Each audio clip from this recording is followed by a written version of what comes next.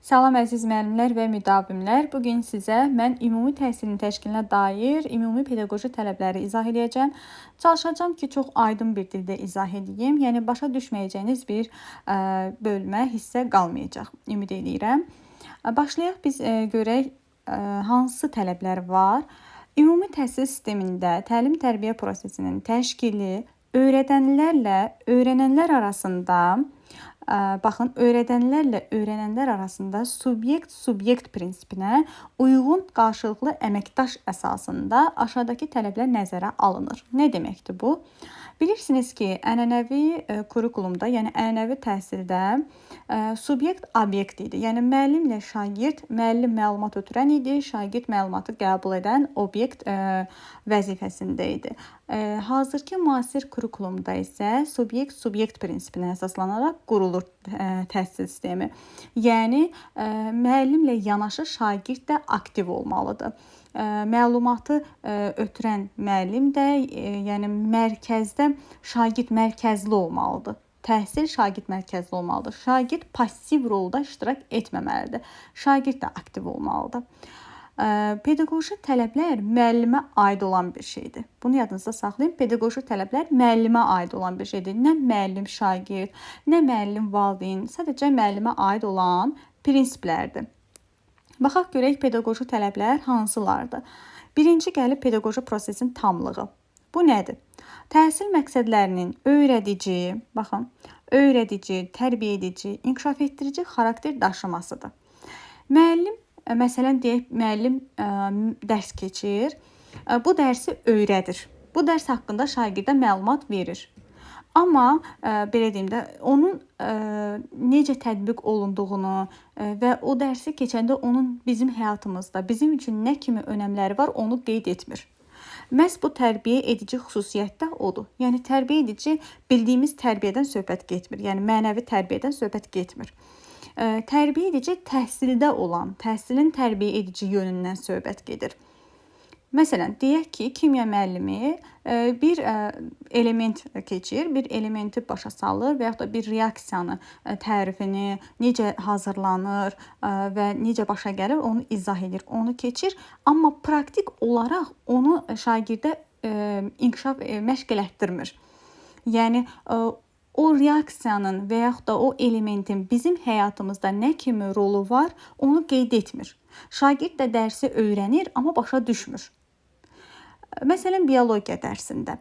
Biologiya dərsində müəllim bitkilər haqqında, ağaclar haqqında hər hansısa bir dərsi keçir, amma o bitkinin, ağacın bizim həyatımızda nə kimi rolu, önəmi var, onu keçmir. Onu şagirdə öyrətmir. Şagird də sadəcə o bitki haqqında məlumat alır və onun bizim həyatımızda necə istifadə edirik, bizim həyatımızda nə kimi önəmi var, onu başa düşmür. Tərbiyə edici də məhz yəni bu anlamdadır ki, müəllim həm öyrədici olmalıdır, həm tərbiyə etdirici, həm də inkişaf etdirici olmalıdır. Elə bir ki, təsəvvür edin ki, bir yemək bişirirsiniz, onun hər şeyini qatırsınız, amma duzu yadınızdan çıxır. Bax, eyni ilə müəllim də elədir. Müəllim sadəcə məlumatı ötürməməlidir. Yəni, sadəcə dərsi keçib, yəni açdıq dəftəri, kitabı, birinci mövzu, keçdik şagirdə, keçdik getdik. Yəni, belə olmamalıdır. Keçdiyimiz dərsi izah etməliyik, inkişaf etdirməliyik və öyrədici xüsusiyyətlərini tərbiyə edici, yəni bizim həyatımızda nə kimi rolu var, onu şagirdə öyrətməliyik. Testdə düşə bilər ki, yəni situasiya tipli testlərdə belə düşə bilər ki, şagird gedir, deyək ki, bir laboratoriya otağına, orada hər hansısa bir kimyadan bir reaksiya düzəldir, yəni hər hansısa bir reaksiyanı gerçəkləşdirir və orada o reaksiyanı necə aparmalıdır, o reaksiyanın tərifini oxuyubdur, bilir nəyə qatmaq lazımdır, amma onu edə bilmir. Çünki müəllim onu praktik cəhətdən ona öyrətməyibdir. Məhz burada pedaqoji prosesin tamlığı prinsipi pozulmuşdur. Daha sonra müəllimlər, təhsildə bərabər imkanların yaradılması. Gəlin, baxaq görək, təhsildə bərabər imkanların yaradılması nə deməkdir? Təhsil müəssisəsinin təhsil infrastrukturuna uyğun olaraq təhsil alanlar üçün eyni təlim şəraiti ilə təmin olunmasıdır. Baxın, eyni təlim şəraiti ilə təmin edilməsi. Bir növ diferensial təlimdir. Yəni, differensial təlimi bəzən yanlış anlayırlar. Hər kəsə eyni elə bilirlər ki, yəni çox müəllim elə bilir ki, differensial təlim deyəndə bütün sinifə eyni tapşırıq verməlisən. Xeyr, hər kəsin özünə uyğun dərəcəsində tapşırıq verməlisən. Yəni hər bir şagirdin qavrama səviyyəsi müxtəlifdir. Ona görə də öyrənmə tərzləri də müxtəlifdir, qavrama tərzləri də müxtəlifdir. Ona görə şagirdə qavrama səviyyələrinə uyğun tapşırıq verməlisən. Yəni hərəyə müxtəlif cür yanaşmalısan. Yəni hər şagirdə fərdi yanaşmalısan. Məhz bərabər imkanların yaradılması da budur. Təhsil prosesinin şagirdlərin meyl və marağına, baxın, meyl və marağına potensial imkanları nəzərə alınmaqla tənzimlənir.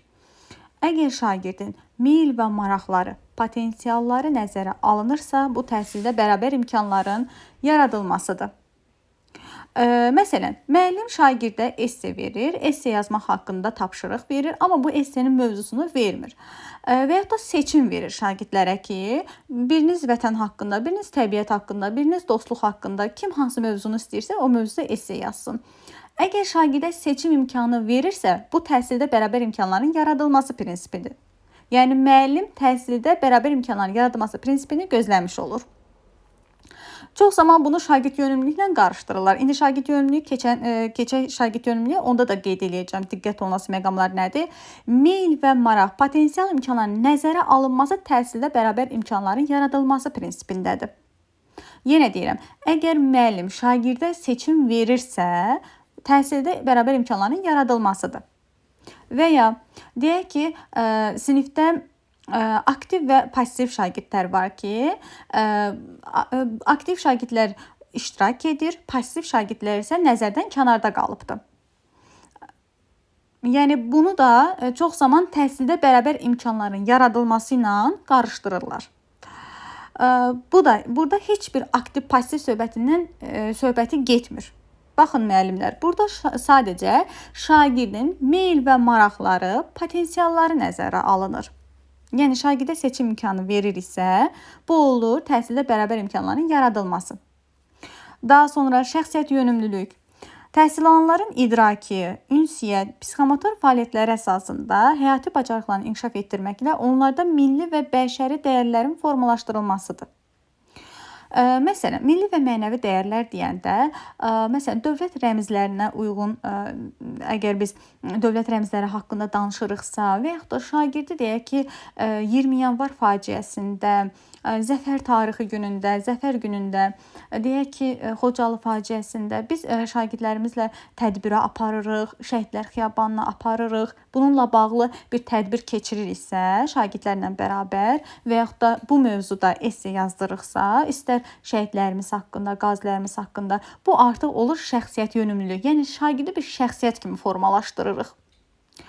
Daha sonra gəlir şagird yönümlülük. Bax, burada diqqətli olmaq lazımdır. Şagird yönümlülükdə deyir ki, təhsil fəaliyyətinin bilavasitə təhsil alanların mənafeyinin müdafiəsinə, təhsil tələbatlarının ödənilməsinə, istedadlarının reallaşdırılmasına və şəxsiyyətlərinin formalaşdırılmasına yönəlmişdir. Bu nə deməkdir? Baxın, təhsil tələbatlarının ödənilməsi sözünü yadınızda saxlayın. İstedadlarını reallaşdırır. Məsəl üçün, bir uşaq rəssamlığa meyli var. Mən onu aparıram, hər hansısa bir məşhur bir rəssamla görüşdürürəm və yaxud da sərgiyə aparıram. Deyək ki, şagirdə aparıram hər hansısa bir rəssamlıqla bağlı olan kurslara, sərgilərə, dərnəklərə, şagirdin elə bil o potensialını üzə çıxarıram. Məsələn, deyək ki, sinifdə musiqi dərsidir. Şagirdin çox gözəl musiqi ifa etmək qabiliyyəti var. Mən şərait yaradıram ki, o uşaq yəni o musiqi qabiliyyətini göstərsin, üzə çıxarsın. Ona kömək etmiş oluram. Bu zaman mən şagirdin istedadlarının reallaşmasında ona kömək etmiş oluram. Bu da şagird yönümlülük prinsipinə əsaslanır. Təhsil tələbatlarının ödənilməsi nə deməkdir bəs? Məsələn, deyək ki, şagirdlərə mən informatika müəllimiyəm. Şagirdlərin texnologiya ilə, İKT bacarıqları ilə və yaxud da texnologiya ilə təmin edirəm şagirdləri. Kompüterlərlə təmin edirəm. Deyək ki, müxtəlif texnologiya ilə təmin edirəm. məhz şagirdin 21-ci əsr bacarıqları var ki, şagirdlər tələbatları bunlardır. Və yaxud da şagirdin müstəqil öyrənməsinə şərait yaradıram. Bu da şagird yönümlülük prinsipinə aid olur. Baxın, əgər müəllim şagirdə seçim imkanı verirsə, bu olur, deməli, təhsildə bərabər imkanların yaradılması. Yox, əgər şagirdlərin hamısı müəllimdən, məsəl üçün, şagirdlərin hamısının istəyinə uyğun olaraq müəllim davranırsa, bu zaman olur şagird yönümlülük prinsipi. Məsəl üçün, şagirdlər bugün ədəbiyyat dərsi keçmişəm. Şagirdlər istəyir ki, keçilən əsəri səhnələşdirsinlər. Səhnələşdirsinlər və şagirdlər bunu belə olanda daha maraqlı olur deyir. Mən də onlar üçün şərait yaradıram. Bunu nəzərə alıram, imkan yaradıram ki, şagirdlər əsəri səhnələşdirir. Bu zaman artıq mən nə edirəm? Şagird yönümlülük prinsipinə əməl etmiş oluram. Yəni 21-ci əsrdə şagirdin tələbatlarını nəzərə almış oluram. Daha sonra ümid edirəm çətin olmadı siz üçün. İnkişaf yönümlülük. İnkişaf yönümlülük nə deməkdir? Baxın, inkişaf yönümlülük odur ki, adından göründüyü kimi şagirdi inkişaf elətdirmək lazımdır. Şagirdi necə inkişaf elətdirmək olar? Məsələn, şagird səhv eləyəndə o səhvini izah eləmək lazımdır. Çətinlik çəkdiyi məqamları yenidən izah eləmək lazımdır. Əgər mən dərs keçmişəmsə, şagird dünənki dərsi başa düşməyibdirsə, mən onu təkrar yenidən bir də keçməliyəm, yenidən bir də ona izah eləməliyəm. Bu zaman mən inkişaf yönümlülük prinsipini əməl etmiş oluram. Məsələn, şagirdlərin, baxın burada qeyd olunub, şagirdlərin təhsil nailiyyətlərinin təhlilindən alınan nəticələr əsasında onların inkişaf perspektivini etibar edən kompleks tədbirlərin həyata keçirilməsidir. Bu nə deməkdir? Təlim nailiyyətlərinin təhlilindən. Məsələn, biz summativ qiymətləndirmə keçiririk.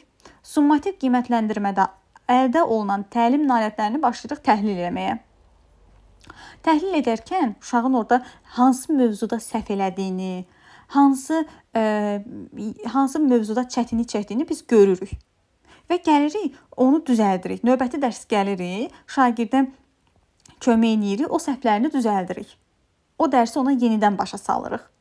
Bu zaman biz şagirdi inkişaf elətdirmiş oluruq. Əgər biz onun səhvini düzəltməsək, biz yenidən gəlib onu o dərsi izah eləməsək, o şagird inkişaf eləməyəcək. Elə səhv yaza da gedəcək. Ona görə inkişaf yönümlülük prinsipini qorumaq lazımdır. Yəni əməl etmək lazımdır ki, həm nəticələr yaxşı olsun, həm də şagird inkişaf etmiş olsun. Bir də onu qeyd edeyim ki, bu fəaliyyətin stimullaşdırılması ilə inkişaf yönümlülük prinsipini, yəni testdə çox qarışdırılır. Bunu necə yadda saxlamaq olar? Fəaliyyətin stimullaşdırılması verilən rəydir. Ancaq burada da rəy verilir fəaliyyətin stimullaşdırılmasında. İnkişaf yönümlülükdə də rəy verilir. Ancaq bunların fərqi budur ki, fəaliyyətin stimullaşdırılmasında anında verirsən rəyi. Anında verilən rəydir. İnkişaf yönümlülükdə isə sonradan verilən, yəni işdən keçəndən sonra verilən rəydir. Yəni bu nə deməkdir? Yəni sən summativ qiymətləndirməni keçirirsən. Keçirəndən sonra onun təlim nailiyyətlərini təhlil eləyəndə görürsən ki, şagird nələri səhv yazıb, nələrdə zəifliyi var, çətinlik çəkibdir. Onu təhlil edirsən, gəlirsən şagirdə yenidən başa salırsan, kömək edirsən, o səhvini düzəldirsən, yəni şagirdə izah edirsən, o şagird o səhvi bir də eləmir. Bu inkişaf yönümlülükdür. Sonradan düzəlişlər inkişaf yönümlülükdür. Amma anında düzəldirsənsə, məsələn, deyək ki, anında düzəldirsən. Şagirdə bir misal verirsən lövhədə, şagird o misalı həll edir. Toplama üsulunu deyək ki, səhv eləyibdir. Sən toplama üsulunu səhv edir, sonra da keçməlidir, məsələn, bölmə üsuluna. Sən şagirdə yaxınlaşırsan, o toplama üsulunu bir daha həll etməsini istəyirsən və səhvlərini bir daha düzəldirsən, o şagirdə anında müdaxilə eləyirsən. O şagird də səhvini düzəldir, keçir növbəti misala keçəndə artıq orada səhv eləmir. Çünki sən ona anında müdaxilə eləmsən. Və yaxud da şagird hər hansısa bir deyək ki, ibtidai sinifdir, hərfi yaza bilmir. Sən gedirsən onun əlindən tutursan, ona hərf yazmağı öyrədirsən. Bu anında edilmiş müdaxilədir. Fəaliyyətin stimullaşdırılmasıdır. Və yaxud da şagird hər hansısa bir dərs danışanda, şeir danışanda ədəbiyyat müəllimləri daha yaxşı bilər. Yəni şagird şeir danışanda görürsən ki, şeiri intonasiyanı düzgün istifadə eləmir, düzgün şeiri qaydasında danışmır. Sən anında deyirsən ki, məsəl üçün məsələn deyək ki, ona rəy verirsən, stimullaşdırıcı bir rəy verirsən. Deyirsən ki, şeiri əzbərləmək qabiliyyətin çox yaxşıdır, ancaq intonasiyanı biraz düzəliş elə. Bax, anında verdiyin rəy, effektiv rəy artıq onun düzəlişlərinə yol açır.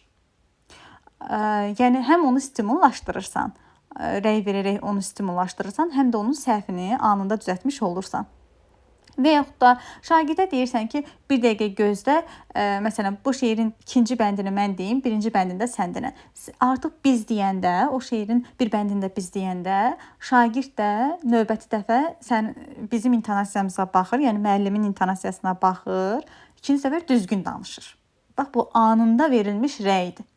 Anında verirsənsə rəyi, fəaliyyətin stimullaşdırılmasıdır. Sonradan verilən, yəni təlim nailiyyətlərindən əldə olunan deməli nəticələr əsasında əgər sonradan verilirsə, bu olacaq inkişaf yönümlülük. Və biz qiymətləndirməni keçəndə də izahında mən qeyd etmişdim. İnkişaf yönümlülük prinsipi summativ qiymətləndirməyə uyğun olur. Fəaliyyətin stimullaşdırılması isə formativ qiymətləndirməyə, yəni formativ qiymətləndirməyə uyğun olur. Formativ qiymətləndirmə anında qiymətləndirmədir, yəni hər gün gündəlik qiymətləndirmədir və formativ qiymətləndirmədə rəydən, əks əlaqədən istifadə edirik.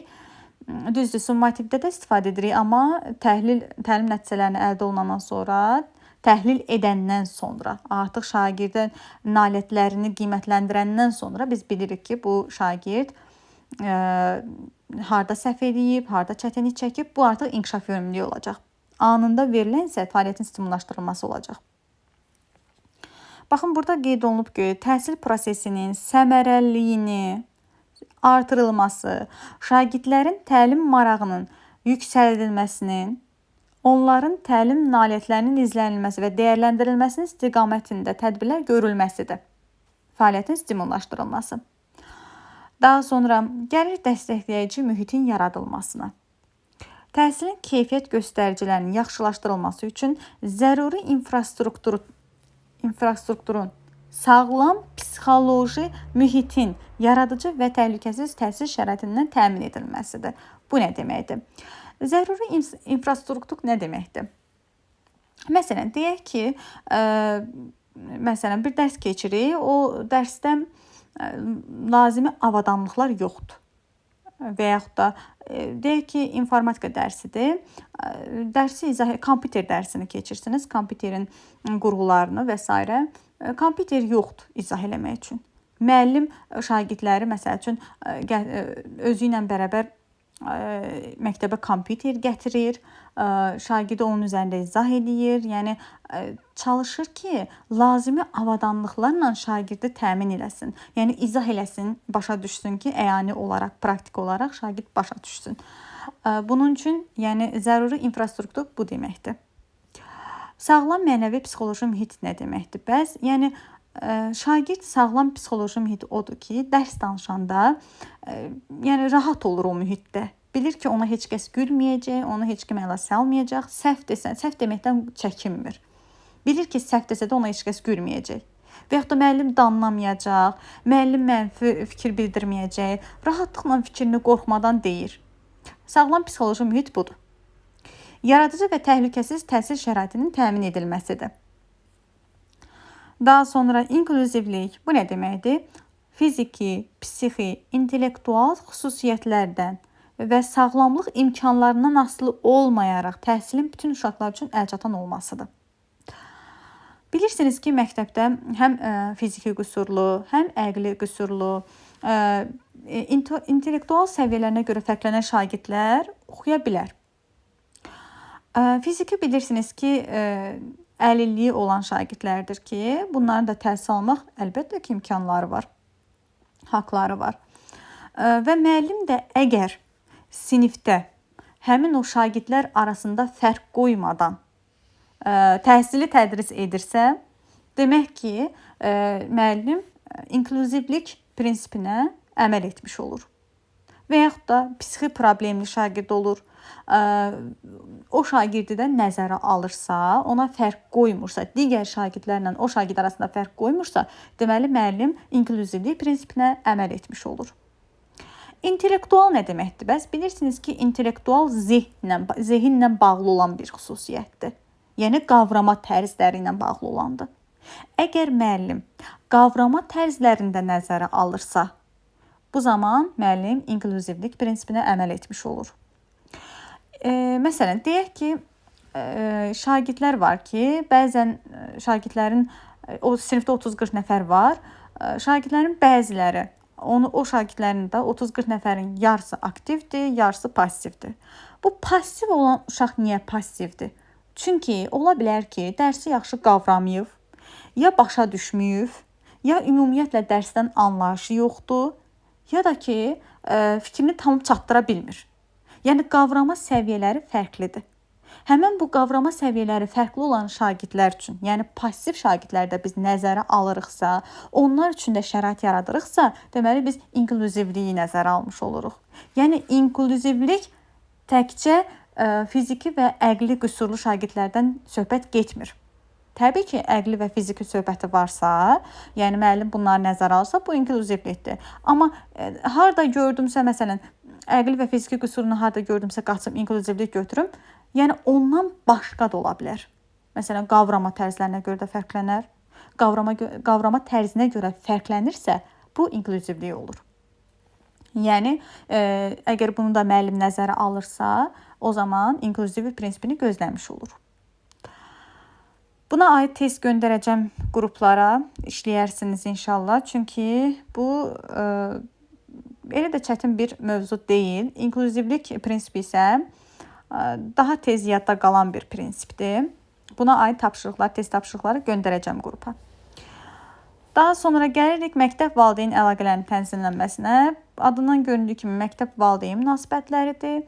Yəni təhsil müəssisəsinin idarə edilməsində, təlim-tərbiyə prosesinin təşkili ilə bağlı problemlərin aradan qaldırılmasında, müəssisənin inkişaf perspektivlərinin müəyyənləşdirilməsində valideynlərin rolunun təmin edilməsidir. Məsələn, müəllim valideynlə əlaqə qurursa, hər hansısa bir tədbirin təşkilində, hər hansısa bir təhsil prosesinin təşkilində valideynlə əlaqə yaradırsa, valideynlə birgə işləyirsə, bu məktəb valideyn əlaqələrinin tənzimlənməsidir. Çox asan bir bölmədir, yəni çox asan bir prinsipdir. Bu prinsip yox, əgər valideyn, daha doğrusu müəllim valideynin məktəbə gəlməsini icazə vermirsə, məsələn, sinifə daxil olmasını, birgə işləmirsə valideynlə ümumiyyətcə əlaqə qurub ünsiyyət yaratmırsa, deməli bu məktəb valideyn əlaqələrinin tənzimlənməsi prinsipini pozmuş olur. Belə müəllimlər ümid edirəm sizin üçün asan olacaq.